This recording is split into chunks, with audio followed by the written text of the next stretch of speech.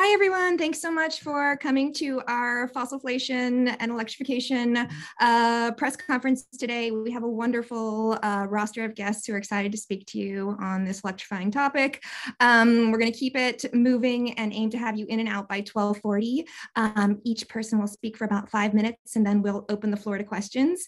You can pop your questions into the chat, and our team will take a look at them, and we'll make sure to call on you during the question section. If you don't want to ask your question out loud, feel free to just note that in the comments. So our first speaker will be Ari Matusiak, co-founder and CEO of Rewiring America, followed by Senator Heinrich from New Mexico and co-chair of our Electrification caucus.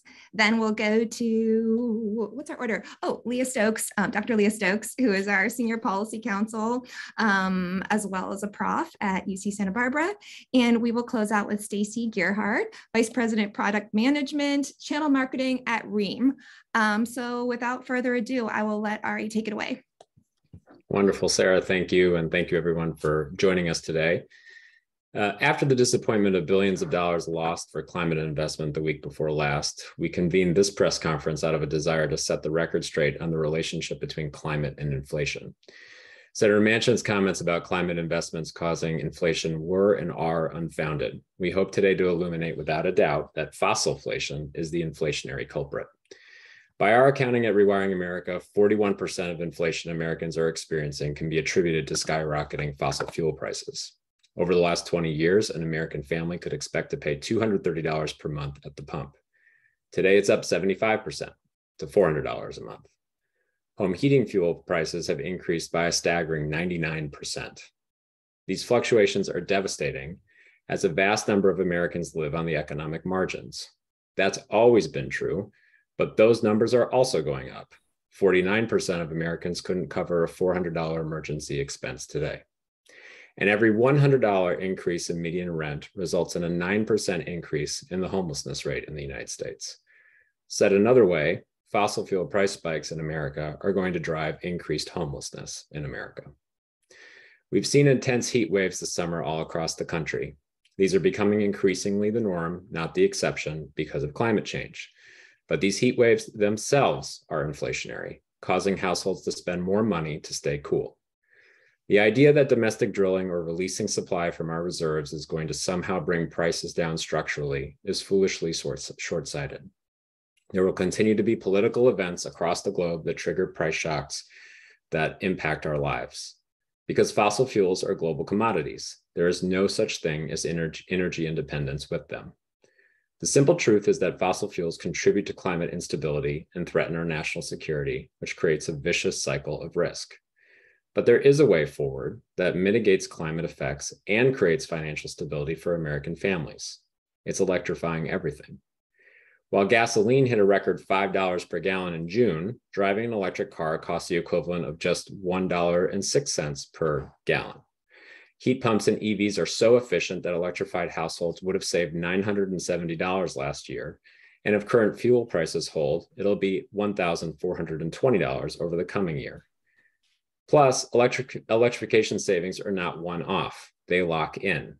Every year we use these efficient electric machines, we save more money. And renewable energy generation locks in energy prices that are low for decades and stimulates local economies. It also localizes supply, which insulates communities and families from the political and profiteering whims of tyrants and global oil and gas corporations. So how do we do this now? There are lots of things we can do. Here are three. First, President Biden invoked the Defense Production Act to spur manufacturing of solar panels, heat pumps, and insulation. The administration can use, and Congress should fund, the advanced market commitment powers contained within the order to get the 10 million American households reliant on delivered fuels to heat their homes and the most exposed to fossil-flation off of them. Two, we should work relentlessly at the state and local level to drive down the prices of renewables and spur electrification overall, ensuring that local regulations are not sources of friction and increased costs for consumers. Solar costs less than $1 a watt in Australia. It's $3.50 a watt here due to local permitting costs. We should pilot community programs to upgrade breaker boxes and install 240-volt outlets in homes where the furnace, water heater, and cooktop will need to go electric.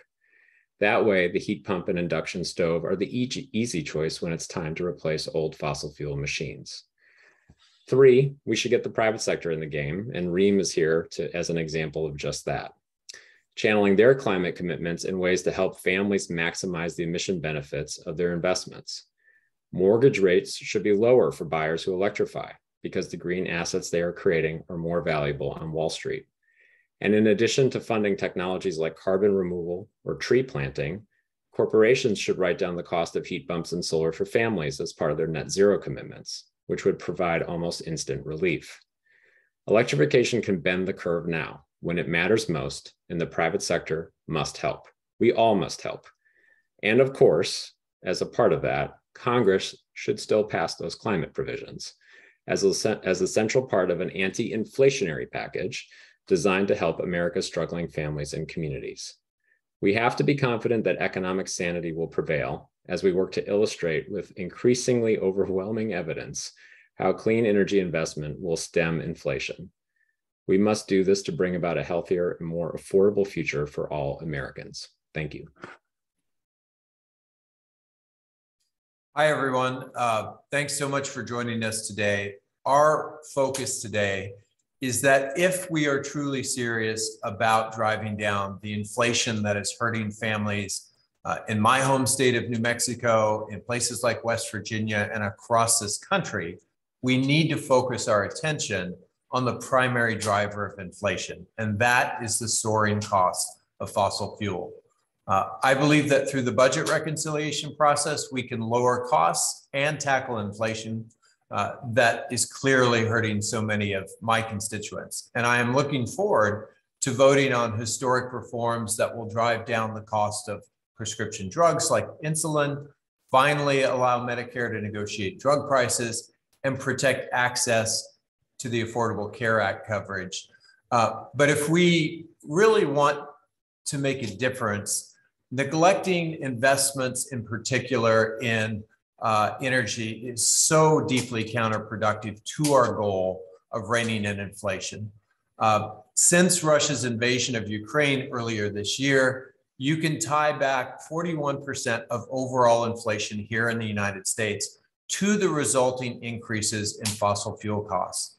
Investments in clean energy and in electrification are absolutely key to freeing ourselves from our dependence on those very volatile and expensive commodities.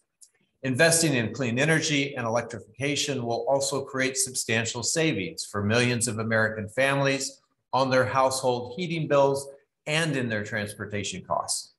Rewiring America's recent research outlines the major savings that households could achieve by electrifying appliances like furnaces and hot water heaters. The major takeaway for me is that making these electrified solutions affordable to all Americans would provide major relief from the inflation that is largely being driven by high fossil fuel costs. Clean and electric technologies, from air source heat pumps and electrified vehicles to induction stovetops, have really leapfrogged their old fossil combustion powered alternatives in terms of both performance and efficiency. In many cases, by switching to these electrified solutions, families could see as much as $1,000 or more in annual household savings. But we still need to make the upfront investments to accelerate their deployment and their adoption, and to make the cost savings and health and climate benefits within the reach of every single American household. Pairing these electric technologies with clean power generation is, of course, also the way that we can solve the climate crisis. But we need to recognize that investing in electrification and clean energy is central to addressing inflation. And by the way, making these investments will also create hundreds of thousands of good-paying careers in communities across our nation. And on that note, I'm also introducing the Clean Energy Jobs Act to invest in the skilled workforce that will retrofit our homes with electrification solutions and manufacture, install, and maintain technologies like heat pumps and electric vehicle chargers. I want to thank my Senate co-chair of the Electrification Caucus, Senator Tina Smith, for co-sponsoring that legislation. We can keep talking ourselves in circles with excuses for inaction, but we would be doing our constituents a much better service if we could finally realize that we have these ready-made solutions right here in front of us. We need to demonstrate the type of leadership and decisiveness that will help us tackle the real underlying causes of this inflation crisis. We do not have enough time left, or we don't have very much time left if we want to use the reconciliation process in this Congress. And inaction will only make inflation worse. Investments in clean energy and climate action will lower costs for Americans and help us rein in the underlying cause of inflation. It's that simple. Thank you so much, Senator Heinrich and Ari Matusiak. Those were great opening comments. You know, I think the point here is really that when we talk about inflation and when we hear certain members of Congress claiming that inflation is a reason not to move forward, that it's really important that journalists push people on what they mean by that. Because the fact is that the reconciliation bill that Congress has spent about 18 months negotiating is a counter-inflationary measure. We've heard this already from both Senator Heinrich and Ari Matusiak, that inflation is fundamentally being driven by fossil fuels. And they gave you that statistic that specifically 41% can be traced back to fossil fuels. What do we mean when we say that? Well, we mean that when people are filling up their cars with oil, it's way more expensive to do that. And we've seen so much coverage of that issue in the media. We also mean, however, that there are 10 million people, 10 million homes in this country that are heated by delivered fuels. That's oil and propane. A lot of these homes are in the Northeast and the Midwest. And, you know, these homes are particularly vulnerable to these price shocks. When it's a cold winter, you need to heat your home no matter what. And if the price of oil is spiking through the roof, you know, your home heating costs can be thousands of dollars more in a given winter. That's a really big effect for a lot of families. And that's the kind of thing that really needs to be addressed when we talk about inflation. But I'll also say that when we give that 41% fact, we are talking about the direct effects, right? So oil goes up, you try to buy oil for your house or your car, it's more expensive. But keep in mind that oil as a product goes into so many other products in our society, right? And so there are also a lot of indirect effects driving inflation from fossil fuels going up in price. So when we say other parts of the consumer price index are going up, a lot of those things also are connected to fossil fuels. So really, when we say 41% is fossil fuels, that's definitely an underestimation. It is almost certainly a lot larger. Now, in addition to these indirect effects driving up prices, keep in mind that climate change itself is also driving inflation. Ari touched on this, but when we talk about heat waves killing people, not allowing power plants to operate, you know, really basically disrupting society. What we're talking about is supply chain disruptions, labor force disruptions. These also lead to inflation. And so leaving the climate crisis to get worse unchecked is itself terrible when it comes to inflation. So we really need to ask these questions about, you know, why would we say that we wouldn't move forward with clean energy and climate investments because of inflation? The fact is that doing these investments would be counterinflationary. They would not only stabilize our planet, leading to much more resilient supply chains, but they would also both directly and indirectly reduce costs for fossil fuels as well as products that are reliant on fossil fuels. I'll also say that the solutions to this problem, what was contained in the reconciliation bill, are really about making energy more affordable for everyday Americans.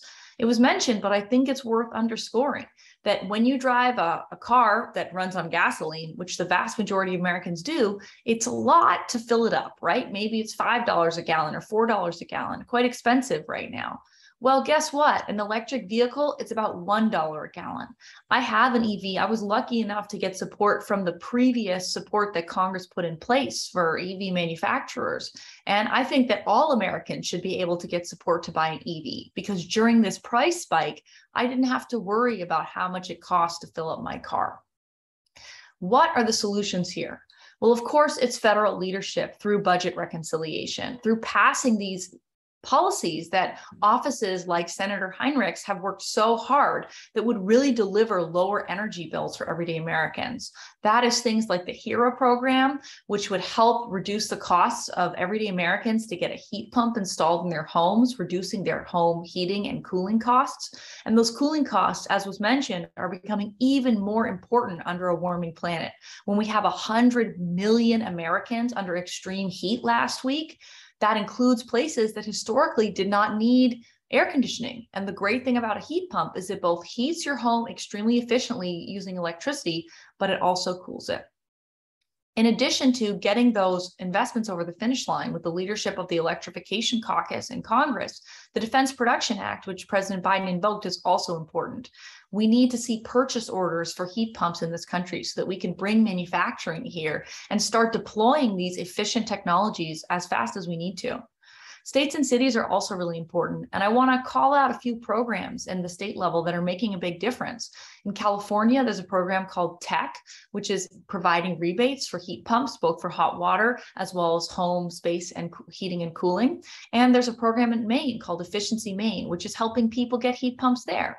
Sometimes we think that heat pumps don't perform in cold climates, but Efficiency Maine is actually one of the best performing programs in the whole country. And you may recall that Maine is a cold place. And finally, corporations need to be stepping up right now. They should be calling on Congress to get back to the negotiating table for the clean energy and climate investments. And as Ari mentioned, they should be funding programs to actually be deploying heat pumps, whether that's for their employees or for people in their community. When we talk about meaningful decarbonization policy, and when we talk about making energy more affordable and fighting inflation, we're really talking about things like heat pumps and electric vehicles. We're talking about electrification. And those are things we can get started on today.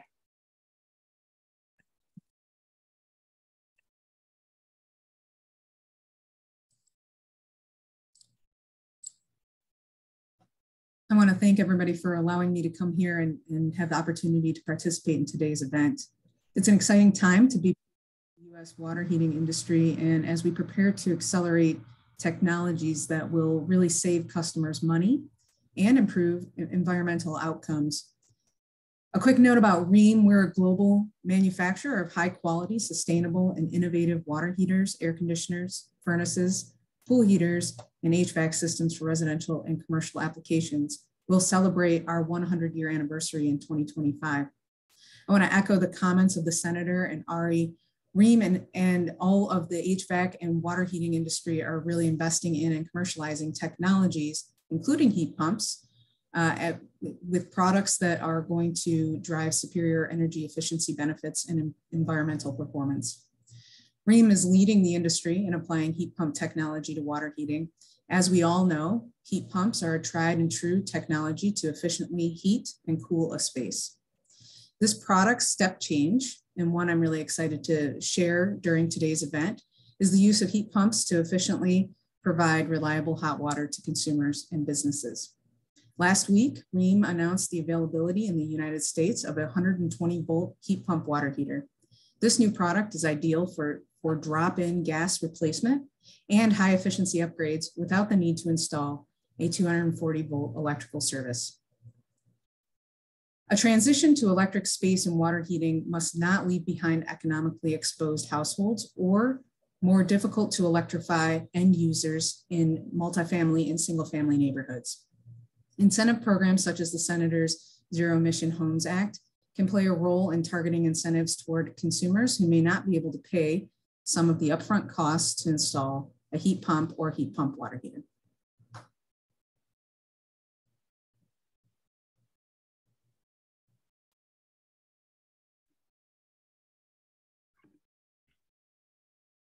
Thank you so much to Stacey and to all the panelists. I am looking through the questions, and I think we're going to kick it off with the first and maybe only one. So if you have a question, put it in right now. Nicholas, would you like to ask your question? Oh, there you are. Perfect. Take it away. Okay. Yeah, sure. My question is probably one that's obvious. A lot of people are writing off the climate aspects of the reconciliation bill after the Manchin news. Senator Heinrich, do you think there's a realistic chance that clean energy credits could still be passed at some point this year and the other policies included in that? Well, it certainly won't happen unless we try. And I think engaging in these conversations, I continue to have conversations with Senator Manchin, as do many of my colleagues. And I think making this point that we have a real opportunity here to address inflation directly is the right way to get there. So we are continuing to work with Senator Manchin and all others to make that possible.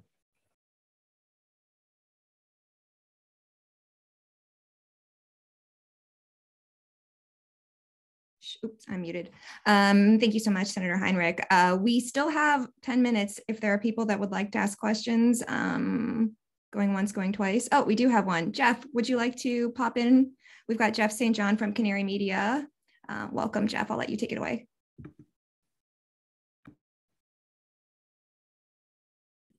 Oh, hello. Hope you can hear me.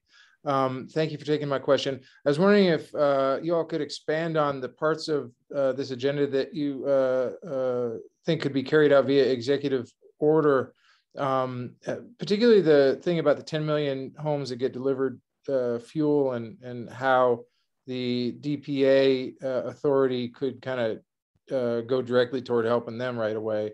But any other parts of the electrification agenda that could be addressed via executive order, I'd love to just let you all expand on that a little bit. Leah, do you want to start or would you like me to? I think you can start, Ari, and I can add some stuff. Okay, great. Jeff, nice to hear you. And I guess I would just say a couple things. As we've talked about before and mentioned in this conversation, President Biden invoked the Defense Production Act for heat pumps, solar panels, and insulation.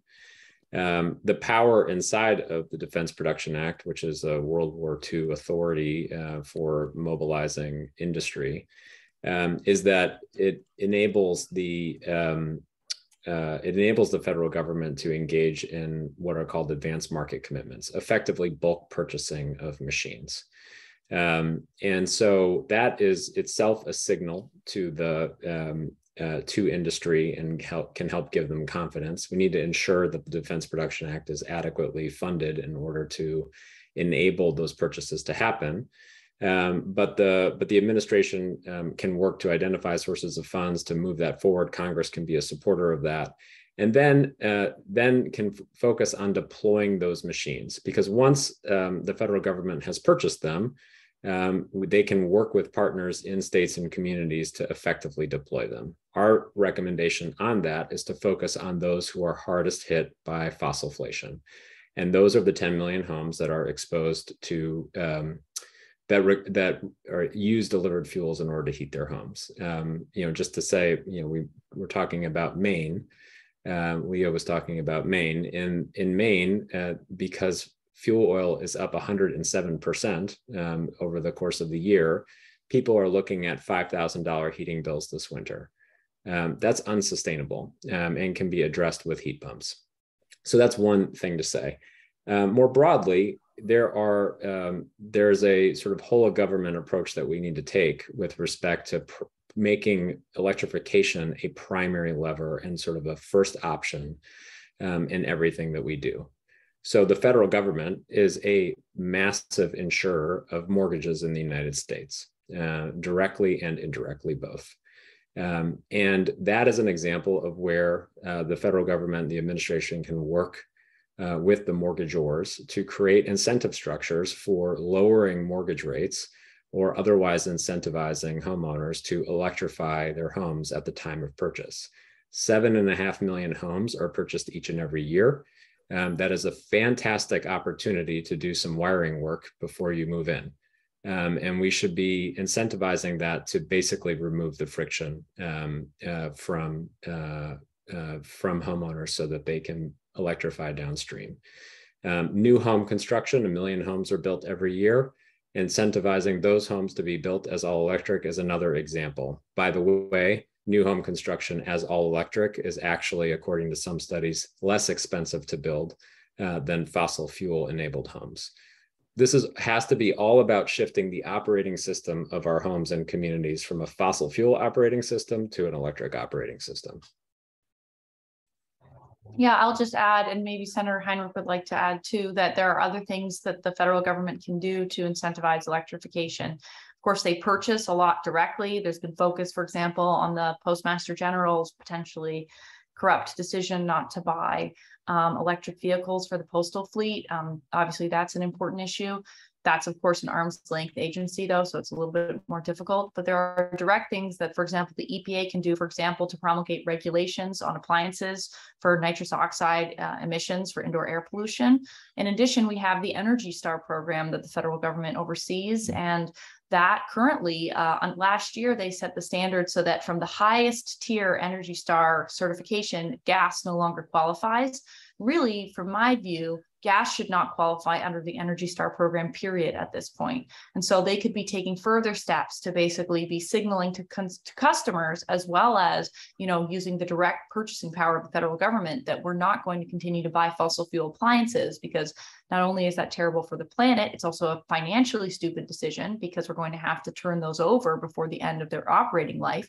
And from an inflation perspective, it's not a good idea, because fossil fuel prices are so volatile and currently so expensive. Yeah, I think Leah makes a great point, and you can apply that same logic to each and every agency in the federal government.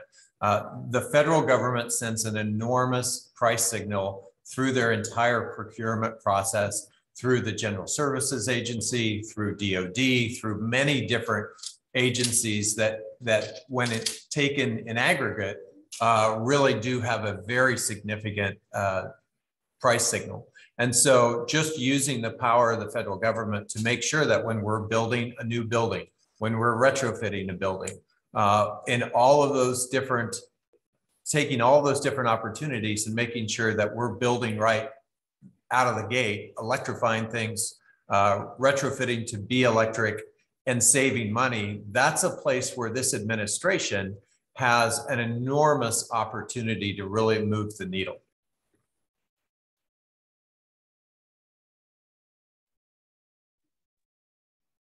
We've got Kevin Mearshart from KSFR with a question right now. Thanks so much, Kevin.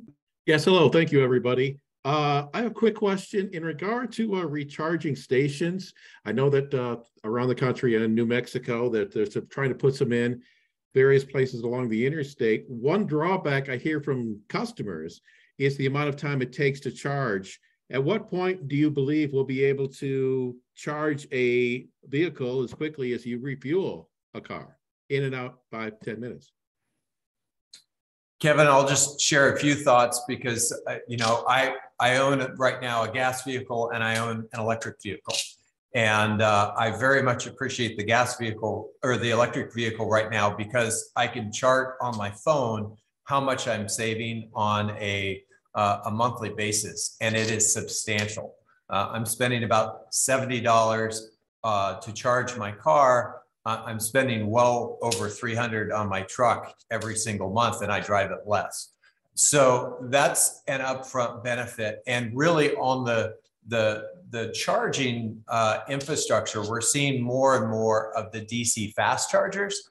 And I don't find those to be particularly onerous in terms of the amount of time that it takes to charge. If you stop and get a coffee and just take a few minutes when you're charging and you end up sort of planning that into your day. I think we're at the tipping point where those DC fast chargers are now charging quickly enough that it's not a huge issue for electric vehicle owners once you've had experience with it. And especially once you have a level 2 charger inside your home, most of the time, and in my case, it's well over 90% of the time, I'm actually not using DC fast chargers because I'm plugging in when I get home at night, and a couple hours later, my car is effectively recharged. So I think what is a bigger issue is taking a rural state like New Mexico and making sure that we have level 2 fast chargers in the places that are most difficult to reach right now, in the rural communities. And we're seeing a lot of progress being made on that with the funding from the bipartisan infrastructure package and previously with the funding from the VW emissions settlement. Thank you so much, Senator. Josh Siegel of Politico, over to you. Hi, everyone. Hi, Senator Heinrich.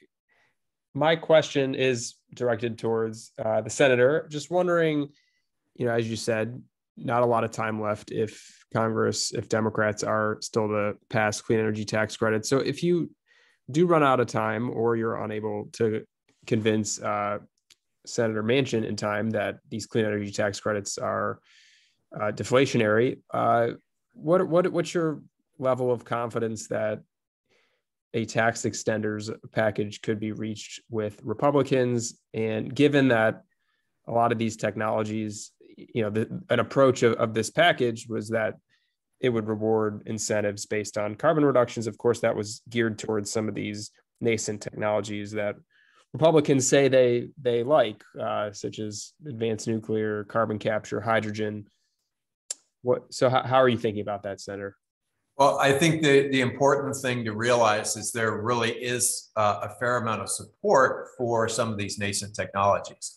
And if we're going to get to a place where we're putting 60 votes together, there are going to be things on both sides of that ledger from a more partisan standpoint that people are going to want to see in an extenders package. I haven't given up on reconciliation at this point because it is such a powerful tool. And it has so much more flexibility. But there is also, a scenario where we see people who want various forms of carbon capture or direct air capture, advanced nuclear, and on the sort of other side of the ledger, many of the incentives for everything from storage to transmission to what I would now call traditional renewables, the cheapest energy sources that we know are the ones that we're deploying at scale, which is wind and solar.